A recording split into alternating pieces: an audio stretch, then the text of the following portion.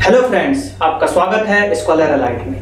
आज मैं आपको इस वीडियो में बताऊंगा एमपी कांस्टेबल का जो एग्जाम चल रहा है उसका 21 अगस्त का एनालिसिस की कैसा पेपर आया है, डिफिकल्टी लेवल क्या है, कितना कट ऑफ जा सकता है और कौन कौन से क्वेश्चन जीके में और साइंस में पूछे गए हैं। ठीक है, तो चलिए स्टार्ट करते हैं। सबसे पहले आपको मैं बताना चाहूंगा अगेन 100 नंबर का पेपर है और आज का अगर मैक्सिमम जो मुझे पता चला है कि बच्चों ने जो स्कोर किया है आज का पेपर में जो है लगभग 85 तक लोगों ने स्कोर किया है। पेपर का लेवल क्योंकि इजी था, एज इट इज रीजनिंग बहुत इजी आई थी। आज जो साइंस का क्वेश्चन था, साइंस भी इजी आई थी। ओवरऑल पूरा पेपर बोल सकते हो आप आज का इजी आया हुआ था। मैथ्स में शायद लोगों को कुछ प्रॉब्लम हुई है क्योंकि एडवांस मैथ्स पूछा गया है। ठीक, तो आज लगभग 85 हाई लेवल पे जा रहा है, लेकिन अगर आप 65 से 75 के बीच में हैं तो नो डाउट फिजिकल का प्रिपरेशन स्टार्ट कर दीजिए। ठीक, तो ये तो हो गया आपके मार्क्स के। अब इनके बीच में जिसके मार्क्स आए हैं आप कृपया वीडियो पे कमेंट कीजिए। आप लोग मार्क्स नहीं बताते हैं, ये बहुत ही गलत बात है। कम आते हैं चलिए ठीक है, लेकिन अगर इस रेंज में रहते हैं तो आप कमेंट जरूर कीजिए, क्योंकि उससे मुझे पता चल जाएगा कि कैसा मतलब बच्चों के पेपर में कैसा आप स्कोर कर पा रहे हो। मैंने जो पढ़ाया है वो आपको सही बताया कि नहीं, स्कोर हो रहा है कि नहीं। तो चलिए स्टार्ट करते हैं। आज मैं आपको कुछ क्वेश्चंस बताने जा रहा हूं। ठीक है, चलिए क्वेश्चन देखते हैं। कई क्वेश्चन आए हैं, जैसे कि पहला, अभी फर्स्ट डे जो पेपर हुआ था उसमें आरबीआई की स्थापना पूछी गई थी। आज के पेपर में पूछा गया है आरबीआई एक्ट। आरबीआई एक्ट कब आया? तो देखिए आरबीआई एक्ट आया था 1934 में और स्थापना कब हुई थी? 1 अप्रैल 1935 को। और क्वेश्चन आया था दूसरा, करंट का क्वेश्चन, बहुत ही इजी क्वेश्चन। उपराष्ट्रपति कौन है अभी हमारे? उपराष्ट्रपति जो अभी नए बने हैं एम वेंकैया नायडू। ठीक है, उसके बाद और क्वेश्चन आए हैं, जैसे कि एक क्वेश्चन आया हुआ था तीसरा कि विक्रम बत्रा किससे रिलेटेड है?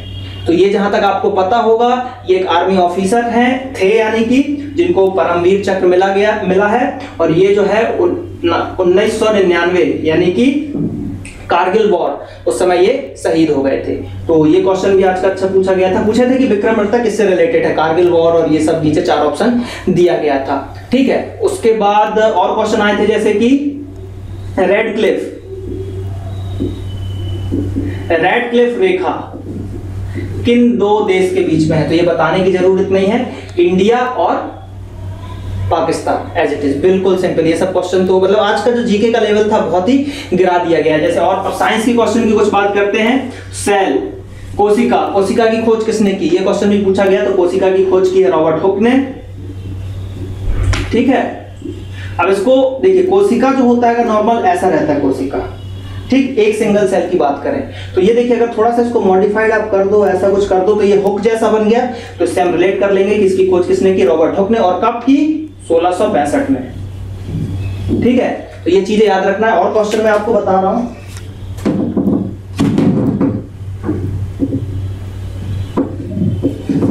साइंस से और क्वेश्चन ये पूछा गया था, रेडियम, जो रेडियम है इसकी खोज नहीं पूछी गई थी, इसकी यूनिट पूछी गई थी कि इसको मेजर किस में करते हैं, इसकी यूनिट क्या है? तो इसका जो यूनिट है वो है क्यूरी, क्योंकि मैडम क्यूरी ने खोजा था तो इसलिए उनके नाम पे रख दिया गया क्यूरी।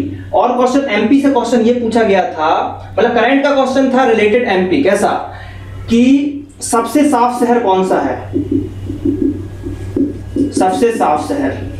ठीक है, तो ऐसे देखा जाए तो ये पूरे इंडिया लेवल पे भी है, लेकिन इसका आंसर एमपी का जाएगा, इसलिए क्योंकि चारों ऑप्शन उन्होंने एमपी का दिया था। इंदौर, भोपाल, उसके बाद आपका जबलपुर भी ऑप्शन में था और एक जो है नन ऑफ दीस का ऑप्शन था। तो इसका आंसर आपका जो जाएगा वो जाएगा इंदौर। ठीक, इंदौर जो है फर्स्ट रैंक पे है और सेकंड रैंक पे है भोपाल। ठीक है, ये दोनों, फर्स्ट है इंदौर सफाई के मामले में, सेकंड हो गया आपका भोपाल। तो ये बहुत ही अच्छी बात है हमारे मध्य प्रदेश के लिए। अब क्वेश्चन ये पूछा गया था कि केला अनुसंधान केंद्र जो है एमपी में कहां पर है? एमपी का केला अनुसंधान पूछा गया था, तो ये है आपका बुरहानपुर में। एमपी का केला अनुसंधान केंद्र कहां पे है? आपका बुरहानपुर में है। ये क्वेश्चन पूछे गए थे। उसके बाद साइंस से कुछ और क्वेश्चन, सबसे बड़ा सबसे बड़ा अंग हमारे शरीर में पूछा गया था। ठीक है, इसका आंसर मुझे लगता है कई लोगों ने गलत लगाया होगा, क्योंकि पहला ऑप्शन जो है आपको दिया गया था किडनी। ठीक है, जो कि गलत आंसर है। वो ग्रंथि है सबसे बड़ी, ना कि त्वचा, मतलब ना कि कोई अंग है हमारे शरीर का। सबसे बड़ा अंग होता है आपका त्वचा। ठीक है, ये मुझे लगता है 80% लोगों ने गलत किया है ये आंसर। ठीक, एक अभ्यारण्य पूछा गया था नौरादेही। नौरादेही अब जो अभ्यारण्य है वो कहां पर है ये पूछा गया था, तो ये हमारे एमपी में सागर। ठीक है, कहां पे है? एमपी के अंतर्गत सागर। और क्वेश्चन एक पूछा गया था साइंस से रिलेटेड, अगर बात करें तो हड्डी, हाँ सबसे छोटी हड्डी पूछी गई थी हमारे शरीर की। सबसे सबसे छोटी हड्डी है स्टेपीज। ठीक है, और ये जो है हमारे कान में होती है, और कान के मध्य भाग में।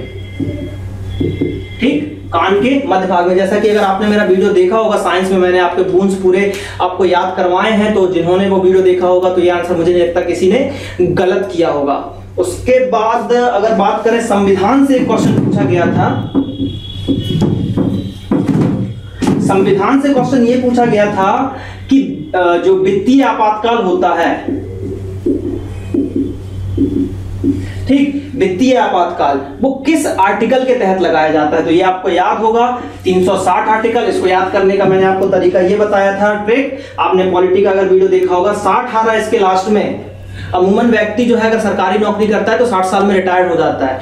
अब वो पहले नौकरी करता था, उसको 50,000 सैलरी मिल रही थी, और अब रिटायर्ड हो गया तो उसको जो है आधी सैलरी मिलने लगी, 25,000 22,000। तो क्या हो गया, उसके घर में वित्तीय आपातकाल लग गया, क्योंकि पैसा कम मिलने लगा। तो इससे आप इसको जो है याद कर सकते हो, बहुत ईजी ट्रिक है।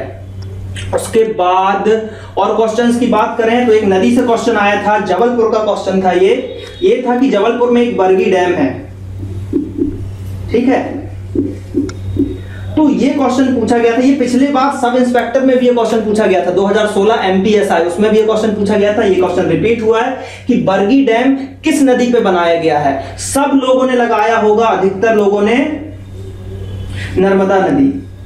ठीक, क्योंकि एमपी की भाई मूल नदी है, मेन नदी यही है, तो सबको लगता है कि नर्मदा नदी पे, लेकिन ये गलत आंसर हो गया। बरगी डैम बरगी नदी पे ही है, इसीलिए उसका नाम बरगी पड़ा हुआ है।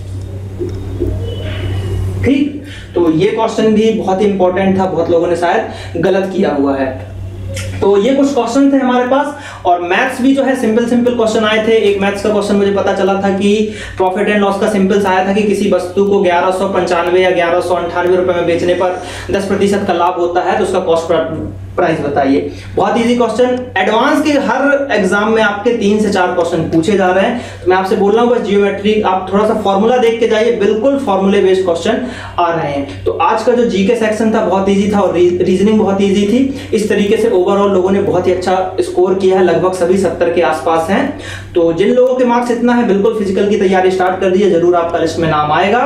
तो चलिए कल मिलते हैं 22 अगस्त का एनालिसिस लेके नेक्स्ट पार्ट में। थैंक यू, और चैनल को सब्सक्राइब जरूर कीजिए, वीडियोस को लाइक कीजिए।